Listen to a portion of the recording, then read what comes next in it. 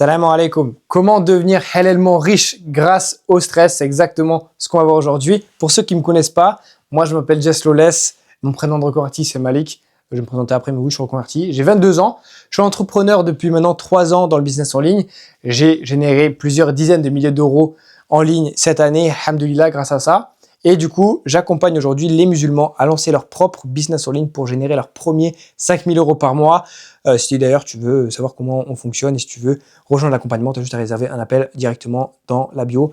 Ça commence direct par une pub. Bref, à la fin de cette vidéo, tu vas savoir comment utiliser ton stress, tes peurs et ton TDAH pour faire de l'argent sans passer par le salariat. Alors, ça va pas être une vidéo que sur le TDAH, d'accord.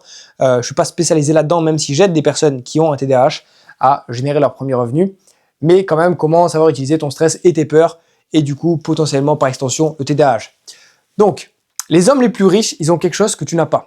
Que ce soit Yomi Denzel, Elon Musk, Mark Zuckerberg, ils ne sont pas tous au même niveau, mais quand même, ils sont tous relativement riches par rapport à toi et même à moi. Donc, ce n'est pas le business, c'est pas la stratégie non plus de business, c'est pas non plus une famille riche. On est d'accord? Ils ne sont pas, ils n'ont pas d'une famille riche. Ce qu'ils ont, c'est un concept dont personne, en tout cas peu de personnes ne parlent. Ce concept, c'est le cortisol loading. C'est un truc que moi j'ai appris à mes frais, mais aussi sur le marché US, auquel on a donné un nom, et c'est le cortisol loading. Sauf que ces personnes riches, elles utilisent un process auquel il y a quelque chose qui leur manque, d'accord? Et aussi, ils utilisent quelques techniques, j'avoue, qu'on va nous aussi réutiliser. C'est des techniques que j'ai appris chez eux et que moi-même j'ai pu expérimenter. Alors que toi, justement, tu as cette chose qui leur manque, d'accord? Parce que si tu regardes cette vidéo, je pense que tu es musulman. C'est le tawakkul. Ça, le tawakkul. Le tawakkul, c'est, du coup, on va le voir après, mais en gros, excusez-moi parce qu'il y a un frère qui défile un peu trop vite, mais c'est pas grave. Et tu peux passer à la suite maintenant. Et du coup, nous, ce qu'on va faire, c'est qu'on va associer le cortisol loading avec le tawakkul. D'accord? Pour justement avoir un effet optimisé de ce que eux, les riches, ils ont déjà. Ce qui te rend riche, comme j'ai dit, c'est pas le business en lui-même. Peu importe ce que tu choisis de faire comme business, ça va pas être ça. Il y a une mouche, excusez-moi. Ça va pas être le e-commerce, ça va pas être le SMA, le personal branding ou quoi. C'est un moyen, mais ça va pas être non plus la raison principale. Bon, après, la raison principale, c'est Allah, on est d'accord, mais tu as compris. C'est pas le facteur, c'est pas le préfacteur. Il y a 5 choses qui vont t'aider justement à devenir riche dans ce dont on va parler. C'est décider d'abord rationnellement, c'est-à-dire ne pas prendre des décisions à chaud basées sur les émotions. Ça, c'est un gros problème que moi j'avais, qui m'ont fait perdre beaucoup d'argent, potentiellement. Pas mal de relations aussi, on va le dire. Et des décisions qui m'ont coûté d'autres choses dans la vie. Bref, il faut aussi que tu saches penser long terme, d'accord? Que tu puisses gérer tes émotions comme je viens de le dire ici. Tenir la discipline, ça c'est hyper important. On va plus parler de dévouement aussi à ton projet plutôt que de discipline. Et du coup, te diriger toi-même quand ça va pas, quand tu dois prendre des décisions, quand tu es un peu perdu. Tu dois savoir faire ces 5 choses-là. Et du coup, pour faire ces 5 choses-là, il te faut un système nerveux très calme, ou au moins calme. D'accord? Mais du coup, si tu n'as pas un système nerveux calme, du coup, tu auras un stress chronique et tu ne pourras pas faire aucune de ces choses-là. Quand tu es vraiment tout le temps stressé, tu prends pas des bonnes décisions, tu n'arrives pas à penser à long terme, tu as une vision floue de l'avenir, tu n'arrives pas à gérer tes émotions et du coup, tu tiens pas la discipline, du procrastine, etc. Et tu arrives encore moins à te diriger toi-même, ça, on est d'accord. Le cortisol et les 2 sacs. C'est ce qu'on va voir un petit peu comment le cortisol, brièvement, comment ça marche, comment ça sert, etc. Le cortisol, c'est l'hormone du stress. Quand tu stresses, ton corps sécrète du cortisol. Et le cortisol, en fait, il peut être utile quand il est en pic. Tu vois, quand il y a un pic de cortisol d'un coup, ça peut être très utile. Imaginons, tu viens de faire un bête de safari, là, tu es en train de manger, ok, et il y a un tigre, ce tigre-là en particulier, qui t'arrive, qui te court dessus. Là, qu'est-ce que ton cerveau il va faire? Sachant que tu viens de manger un bon plat, il va mettre tout le système de digestion en pause et tout ce qui consomme, tout ce que ton corps a mis déjà en marche, il va l'arrêter pour pouvoir te permettre de courir à balle. Vraiment mettre tout dans le mécanisme de courir, quoi, finalement, pour te faire courir le plus vite possible pour survivre. C'est comme ça que le cortisol, il peut être utile en pic. Mais par contre, quand tu as du cortisol en continu, que tu es constamment stressé pour diverses raisons, ça? pour des raisons diverses et variées, et bah, du coup, tu vas avoir du cortisol en continu. Et ça va être toi. Tu vas devenir complètement crazy et tu vas procrastiner et tu vas être dans l'inaction. Tu vas jamais passer à l'action, que ce soit pour tes projets du coup professionnels, business, ou même des fois dans la prière. Hein. Tellement tu stresses parce que tu dis ah ouais mais j'arrive pas à être un bon musulman et du coup j'arrive pas à prier et du coup ça me stresse encore plus. Du coup je prie pas quoi. Parce que tu te dis ouais, c'est fini. Bref, ça suivant. Oui, le cortisol peut être ton ami si tu le dépenses dans les bonnes choses. Le cortisol, ça peut être bien, ok?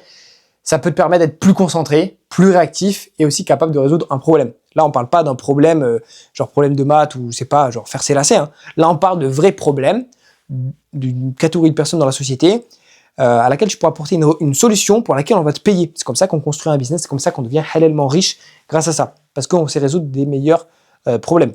Je vais mettre mon téléphone en silencieux, vous m'excuserez. Je reçois trop de notifs. C'est le problème d'être connu. Donc, tu portes 2 sacs partout aujourd'hui. 2 sacs de stress, on va dire. Ton sac pro, enfin en fait c'est ta vie pro et ta vie perso, quoi. Tu l'as compris. Donc il y a ton sac pro, ça peut être ton business ou ton travail.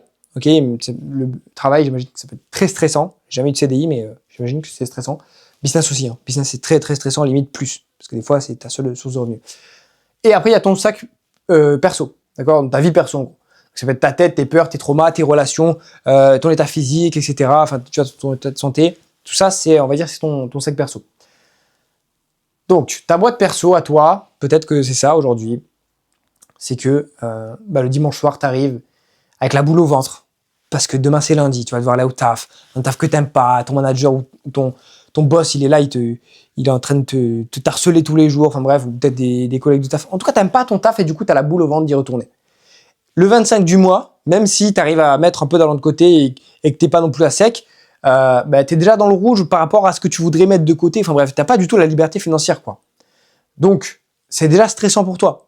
Parce que tu sais que le mois prochain, ça va être pareil, puisque tu auras les mêmes revenus et que tu auras peut-être des imprévus qui vont faire que, vas-y, tu vas devoir payer encore plus et tu n'arrives plus à mettre de côté. Enfin bref, tu as compris. Tu as peur de te lancer dans quoi que ce soit. Parce que tu as peur de... je sais pas de quoi tu as peur, en fait. Je sais pas de quoi tu as peur, tu peux me dire de quoi tu as peur. Mais si tu lances un truc, tu t'imagines plein de choses qui font que peut-être tu vas échouer, je sais pas, tu vas perdre du temps, de l'argent, ou on va se moquer de toi, j'en sais rien. Mais en vrai, au pire des cas, tu reviendras juste dans ta situation actuelle. Je peux te le dire. Parce que j'ai échoué dans pas mal de choses dans ma vie. Tu reviens juste à la situation actuelle. Une situation que... Voilà, il défile comme il veut maintenant, tu sais. Une situation que beaucoup de gens rêveraient, dans laquelle beaucoup de gens rêveraient d'être, d'ailleurs. Mais bref. T'as la flemme aussi.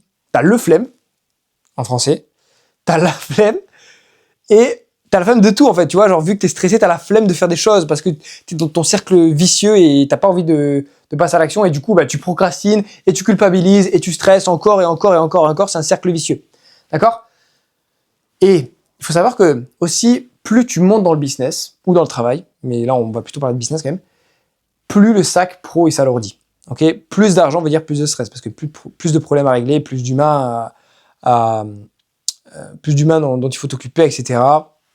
Donc évidemment il y a plus de stress inévitable. Comme je dis, plus d'argent, plus de stress. Le but c'est pas non plus de devenir comme ça parce que c'est quand même sacrément cool de faire un business. Donc la seule variable, c'est d'alléger le sac perso. D'accord ? Il faut que ça soit toi.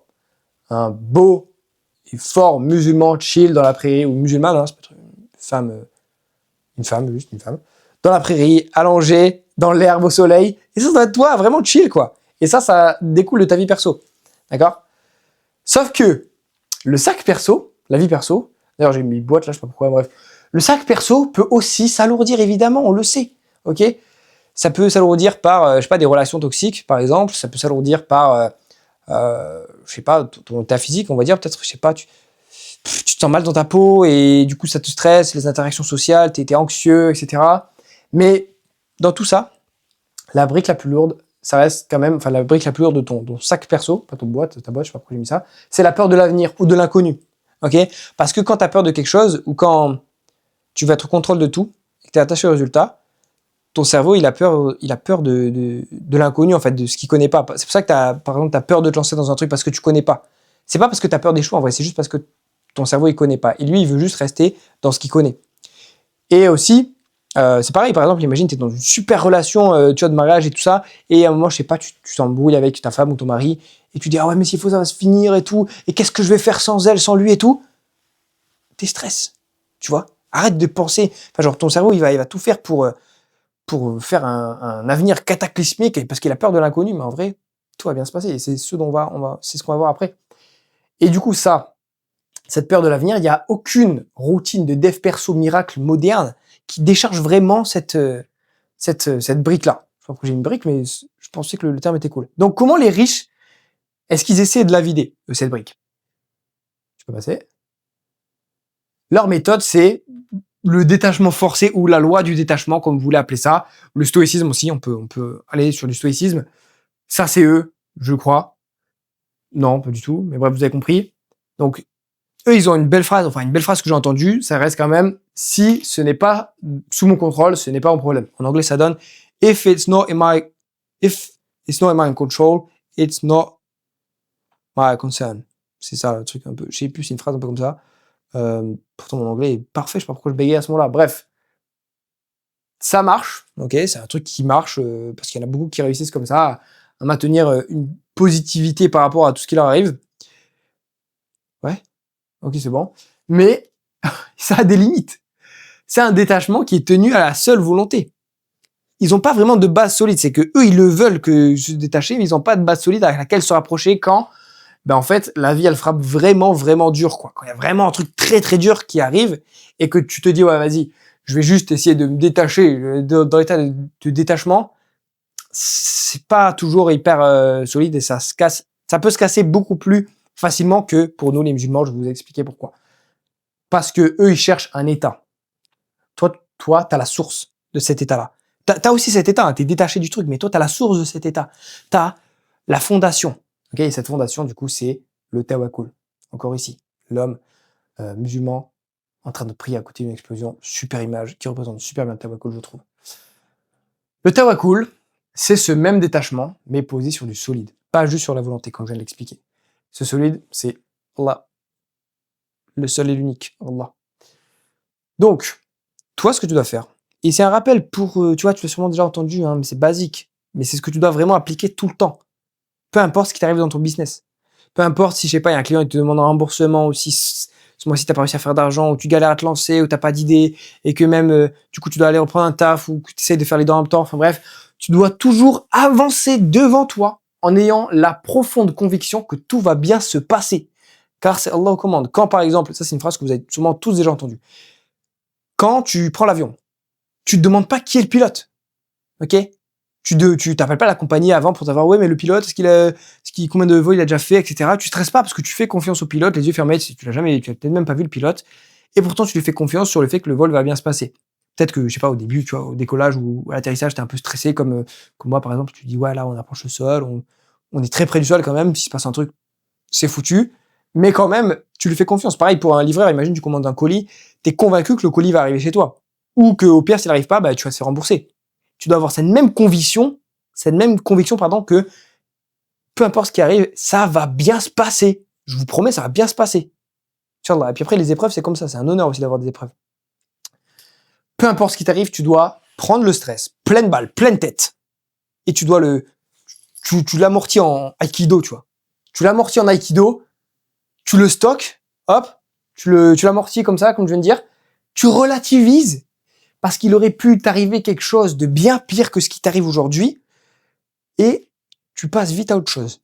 C'est ça qui est bien quand tu as des troubles de l'attention ou quand tu es un peu aussi TDAH. Quand tu es TDAH tout court, il n'y a pas de un peu... bref, on va pas parler de ça. C'est que tu peux passer d'une émotion comme ça à une autre. Et des fois, tu ne te fais pas exprès.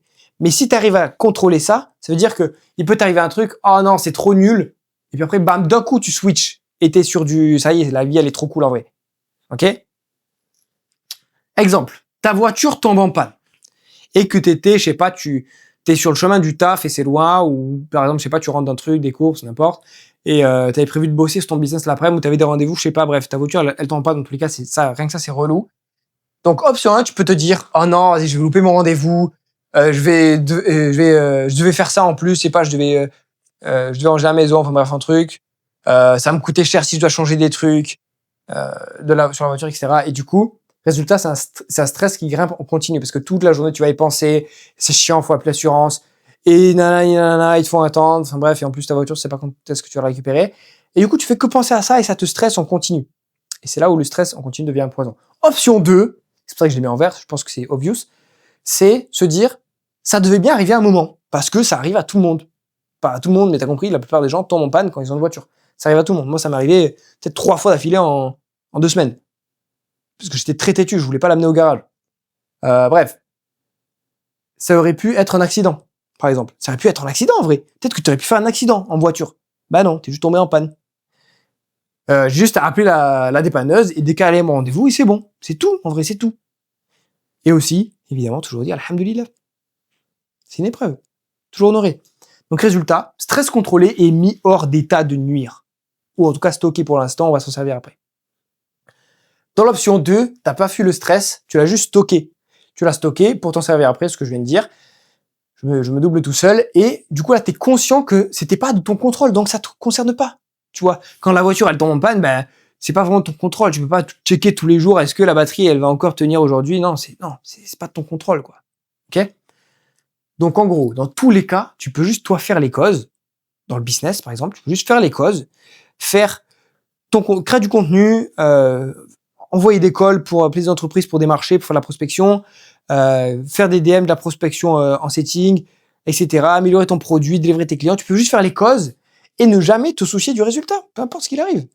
Moi, si un jour, à un moment, je refais un mois, je sais pas, genre 1000, 2000 euros, alhamdoulilah, c'est pas grave. Bon, quand même, je vais me dire, ça va me booster pour chercher ce qui va pas.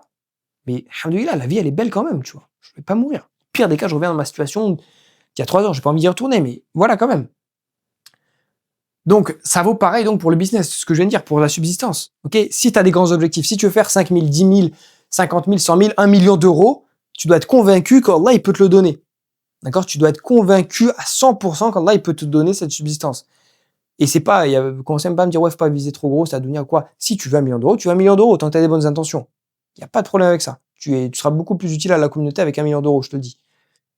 Donc, ta brique la plus lourde, c'est ton avenir, ta subsistance, etc. Est-ce que je vais réussir à, je sais pas, est-ce que je dois mettre, je sais pas, le plein de la voiture, ou est-ce que je mets un petit peu parce que je sais pas s'il va me rester assez d'argent. Mets le plein, si t'as l'argent, mets le plein. T'inquiète, Allah, il va te donner. Donc ça, cette brique-là, tu la déposes Allah, comme je viens de dire, et tu t'en soucies plus, tu fais juste les causes. Ok? Donc, dans les grands projets, tu vois, enfin plutôt de grands projets, donc ton sac pro, vont demander beaucoup de stress et donc vont faire aussi beaucoup de cortisol. Ça va faire beaucoup de cortisol. Là, tu vas être ça plus ça, là. Tu vas être les deux en même temps là, stressé comme Monsieur Indestructible. Et donc toi, ta tête, dans ta vie perso, il faut que ce sac-là, il soit vide de stress. Ok, il faut que tu sois chill en vrai dans ta vie. Il faut que ta vie elle aille bien. Donc pour ça, tu peux passer. Comment gérer le stress de ton sac perso pour réguler ce cortisol? C'est comme une balance. Tu vois, si le stress, du coup, plus tu vas faire de l'argent, plus tu vas monter dans le business, plus le cortisol il va être haut, ben, le stress de la vie perso, il doit être bas. Comme ça, tu peux, ça fait une moyenne et ça régule le cortisol. Ok? Donc, il y a 10 choses concrètes qui font réduire le stress, selon mes expériences ou celles que j'ai pu étudier un peu sur le marché US, en bref, d'autres entrepreneurs très, très successful. En plus du tawakkul, parce que le tawakkul, c'est la base, hein. Nous, c'est ce qu'on a en plus, de plus que, pardon. C'est la base. Donc, premier truc, c'est arrêter de scroller par pitié. Genre, arrêtez. Bon, je dis ça, moi aussi, ça m'arrive de scroller, hein. Mais souvent, je cherche du contenu. Tu vois, je cherche à m'inspirer ou quoi. Mais vraiment, j'essaye. C'est un truc sur lequel je travaille depuis des années pour scroller le moins possible. Mais c'est pas possible de scroller genre 5 heures dans la journée et se demander, ouais, qu'est-ce que je fais de ma vie, ça marche pas, j'ai des problèmes. Mais c'est normal, tu fais que scroller ta journée. Et du coup, t'as les émotions mélangées. Peter Parker qui pleure. C'est pas possible. Spider-Man qui pleure, alors. Non, normalement, t'es trop content de Spider-Man. Bref, blague à part. Créer les réseaux sociaux, enfin le scroll, je sais pas pourquoi j'ai mis mais il crée des trous dans ta réalité. C'est-à-dire que tu scrolles 20 minutes, il y a 20 minutes de ta vie qui, hop, ils n'existent pas. Ton cerveau, il s'en souviendra même plus. Ce temps-là n'existe plus, factuellement. Procrastination, parce que du coup, quand tu scrolles, tu fais rien, et peut-être t'as des trucs à faire, et du coup, t'auras le stress de l'inaction, parce que t'as pas fait ce que tu devais faire. Du coup, t'es encore plus stressé. Et du coup aussi, t'es incapable de te concentrer plus de 10 minutes, tu peux pas faire de l'argent si t'arrives pas à te concentrer plus de 10 minutes. Je vais être totalement honnête avec toi, c'est pas possible. Donc, commence à arrêter de scroller, ça va mettre du temps, hein, avant de sortir de cette addiction, mais c'est possible. C'est comme ça que les gens, qui scrollent beaucoup, ils sont, en vrai de vrai. C'est comme ça. J'étais comme ça aussi avant, vous inquiétez pas. Remplace-le par du format long. Regardez des vidéos longues sur Internet si vous voulez vraiment regarder, si vous voulez vraiment vous éduquer. Regardez des formats longs, des podcasts, des choses qui vont vraiment vous éduquer sur un sujet. Pas des formats longs de, je sais pas, MrBeast ou des trucs comme ça. Hein. Genre vraiment des formats longs sur un vrai sujet. Parce que du coup, ton système nerveux, il se repose au lieu d'être bombardé d'émotions à chaque fois, de changements de sujet, tout ça. Et ne scrolle jamais dès le réveil. Donc, pas de réseau 2 heures après le réveil. Pour ça, vous pouvez utiliser le temps d'écran, enfin, les paramètres du temps d'écran sur votre iPhone, au téléphone, ou sinon, l'application Opal, elle est super. Moi, de minuit jusqu'à 11 heures du match, je peux pas aller sur les réseaux sociaux. C'est très bien comme ça. En plus, moi, je bosse sur les réseaux sociaux. S'il y a vraiment une urgence, on m'envoie un SMS. OK? Et si t'as pas mon numéro, c'est que t'as pas besoin d'avoir mon numéro.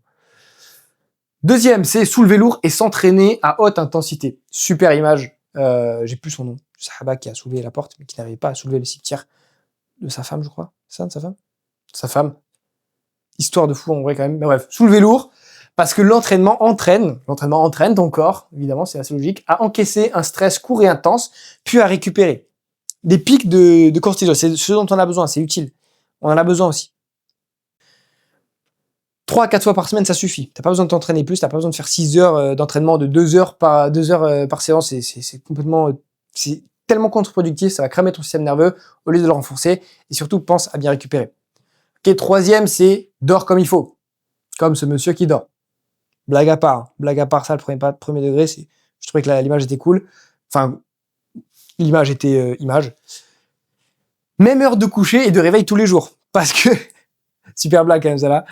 Voilà. Même heure de coucher et de réveil tous les jours. C'est-à-dire qu'en fait, quand tu vas te coucher et te réveiller à la même heure, ton cerveau, il va savoir quand est-ce qu'il doit démarrer et quand est-ce qu'il peut enfin se reposer. C'est pas un jour, tu te réveilles à 9 heures, après l'autre 10, et puis après l'autre 6, et du coup, quand tu te réveilles à 6 heures, ton cerveau, il sait pas ce qui se passe parce qu'il doit se réveiller maintenant. D'ailleurs, relevez-vous pour la prière, naturellement. Hein. Vous allez vous réveiller naturellement après. Mais, endormez-vous et réveillez-vous tous les jours à la même heure. Après, s'il y a une demi-heure, 15 minutes, c'est pas grave, tu vois, mais essayez vraiment de pas faire des laps, enfin des différences de 2-3 heures à chaque fois, quoi. Comme j'ai dit, ton cerveau régule le cortisol sur un rythme fixe. Chambre fraîche et sombre, si vous pouvez, c'est l'été, je sais que c'est dur. Pas de café dans l'après-midi, comme le monsieur qui est assis là. Prendre des cafés comme ça dans l'après-midi, c'est complètement fou, quoi. Pas de gros repas 2 heures ou 3 heures avant de dormir, ça, j'avoue, je suis fautif. J'avoue, heureusement, je suis fautif. Je travaille beaucoup et du coup, on mange assez tard le soir. Mais c'est comme ça, c'est un truc sur lequel je dois m'améliorer. Et pas de scroll juste avant de dormir. Arrêtez de vous endormir sur TikTok par pitié, comme je l'ai expliqué avant. Quatrième, c'est marche tous les jours sans téléphone. Ça aussi, c'est un truc sur lequel je suis en train de travailler. Marcher de plus en plus. Ça me fait brûler des calories. Je peux faire aussi courir, mais voilà. 20-30 minutes de marche, sans écouteurs, sans rien. Ton cerveau, il peut digérer la journée et résoudre tes problèmes tout seul. C'est un peu comme à la douche, quoi. Quand tu penses à tes problèmes et que tu les résous tout seul, c'est exactement pareil. Le soir pour décompresser ou le matin pour prendre la lumière. Dès le début, c'est le point d'après d'ailleurs, si je dis pas de bêtises, je connais bien mon diapo parce que je l'ai pas fait, je l'ai fait tout seul, sans ChatGPT. Et c'est souvent là que les meilleures idées de business, elles arrivent. Jamais devant l'écran. Tu vois, quand tu marches tout seul, ton cerveau, il fait ses trucs de cerveau, tu vois. Et là, tu dis, ah ouais, bête d'idée, tu vois. Bête d'idée, ah ouais, si je fais ça comme ça. Et c'est un truc qui marche très très bien. Sinon après, si vous marchez avec quelqu'un, c'est bien aussi, vous pouvez discuter. Prends la lumière du jour dès le matin. Ou pas dès le matin, mais en tout cas, prends la lumière du jour. Arrête de rester enfermé toute la journée, de regarder tes écrans 3 heures par jour. Prends la lumière du jour. 10 à 15 minutes de vraie lumière le matin et ça cale ton horloge interne. Du coup, tu vas avoir un meilleur sommeil et un cortisol régulier.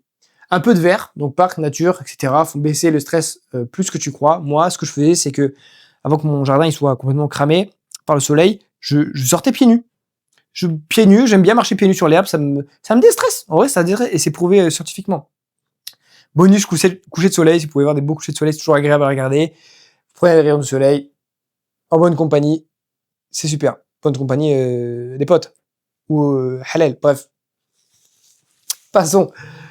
Mange simple, donc vise des aliments bruts à un seul ingrédient. Arrête tout ce qui est bombe de sucre, dessert, cookies, je sais pas, des céréales hyper sucrés. Je sais pas, vraiment, tous les trucs hyper transformés, arrête, genre. Vraiment, arrête, prends des trucs à un seul ingrédient. Steak, patate douce. C'est très bien. Steak, patate douce, on est d'accord, très bien. Énergie stable, moins d'inflammation, moins de coups de barre aussi. C'est pas à 14 heures tu vas vouloir t'endormir, par exemple. C'est pas à 14 heures tu vas vouloir t'endormir parce que t'es fatigué, parce que t'as trop mangé un truc qui t'a mélangé l'estomac. Bois assez d'eau, ok, un peu de sel et électrolytes si tu transpires ou tu t'entraînes. Moi personnellement, je bois surtout de l'eau, hein, essentiellement.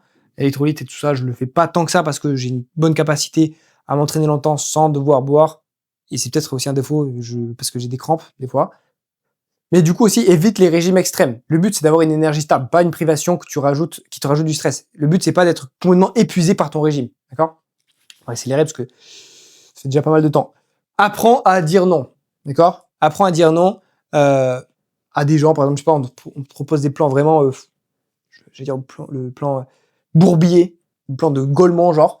Apprends à dire non parce que chaque week que tu voulais dire non, auquel tu voulais dire non, pardon, c'est une brique de stress en plus dans ton sac perso. Pose des limites et aussi arrête de mentir. Arrête de mentir pour X ou Y raison, même si c'est pour te protéger à toi ou pour protéger quelqu'un d'autre. Arrête de mentir. Ah bon, à part si c'est vraiment en danger, tu vois, mais si c'est pour juste protéger des émotions, arrête de mentir. Parce que tu vas devoir maintenir ce mensonge et du coup, ça va être un stress permanent en fond qui va aussi te faire imaginer le futur au cas où la personne découvre le truc, etc. Bref, donc arrête de mentir. Tu peux dire non sans te justifier, ok? C'est pas de l'égoïsme, c'est juste de la protection. Et essaye, je te jure, c'est un super pouvoir. Genre, dis non. Quelqu'un, il t'invite quelque part, tu veux pas y aller, parce que tu sais que tu vas pas kiffer, ça va stresser et tout. Dis non. C'est aussi simple que ça. Si la personne, elle comprend pas, c'est sans problème, finalement. Et du coup, j'ai parlé des relations toxiques? J'ai pas parlé des relations toxiques, je crois. Bref, évite les relations toxiques. Ah non, je le parle après. Baisse la lumière le soir. Ça, c'est un peu comme vois la lumière le jour dès le matin, baisse la lumière le soir. Une lumière forte le soir, et ben ton corps, il croit qu'il fait encore jour, du coup, il est toujours en train de tourner à fond. Et du coup, le cortisol, il reste très haut. Donc, essaye de baisser la lumière 1 heure avant de dormir. Moi, j'ai un petit LED ici qui met une lumière, bam, violette. Rouge, c'est pas mal. Rouge, c'est pas mal. Je vous jure que rouge, c'est pas mal. Pas parce que c'est chelou, parce que ça fait baisser le cortisol. Enfin bref, je sais plus ce que ça dit dessus, mais c'est bien, la lumière rouge. Douche dans peu de lumière ou dans pas de lumière. C'est un truc que j'ai appris chez Charlie Morgan. C'est un truc un peu bizarre. Et finalement, en vrai, c'est trop bien. Genre, douche-toi, si tu peux, dans le noir. Ou avec un petit peu de lumière. Avec une douche bien chaude, ça fait du bien. Ça calme le système nerveux quasi instantanément. Vois du monde en vrai. Donc l'isolement amplifie le stress, surtout pour un musulman, il n'est pas censé s'isoler. Les autres te régulent, enfin les autres, le bon entourage, comme la famille, tes frères et sœurs, et tes frères aussi en islam. Entourage sain aussi, du coup la prière en groupe, coche toutes ces cases, donc essayez de faire votre prière en groupe, c'est trop bien pour faire des rencontres et tout ça. Tu peux parler de tes problèmes aussi à quelqu'un de confiance. Je sais que nous les hommes, on a un petit problème d'ego avec ça, mais parler de tes problèmes, ça fait baisser le poids des problèmes un petit peu. Coupe les relations toxiques, c'est là où on dit bien, coupe les relations toxiques, t'en as pas besoin. Ta réserve de calme te remerciera. Vraiment, toutes les relations toxiques, coupez-les. Je vais pas m'éterniser sur le sujet. Et le dernier, même pas besoin d'argumenter, lis du Coran. Lis du Coran, en vrai, ou écoute du Coran quand tu peux. C'est toujours déstressant et c'est un truc qu'on néglige trop. Mais donne du temps à ton créateur. Allah, il mettra peut-être aussi la baraka dans ton temps et tu auras moins de stress. Tu sais que tu fais les bonnes choses, tu prends des hasanettes. Lis du Coran. Ça, c'est vraiment une expérience. C'est pas une expérience perso, genre, j'ai pas besoin d'argumenter. Genre, lisez du Coran, c'est tout. Bref. Donc là, avec tout ça, tu auras un cortisol régulé. Cortisol régulé pour mieux t'en servir quand tu as besoin de taffer. Une fois que tu as tout ça, quand tu as besoin de taffer, c'est là où tu peux te mettre une petite pression et utiliser ce cortisol à bon escient pour travailler intensément sur un sujet. Et du coup, sur ton business. Et du coup, tu vas pouvoir bien l'utiliser quand tu en as besoin. Quand tu en as vraiment besoin. Ok? Et du coup, voilà, c'est la fin de cette vidéo finalement. Comme je l'ai dit en début de vidéo, je le redis maintenant. Si tu veux que moi, je t'accompagne à générer tes premiers 5 000 € par mois en ligne de manière halal, tu as juste à m'envoyer PSV en DM sur Instagram ou plus simplement réserver directement un appel avec moi ou avec un membre de mon équipe.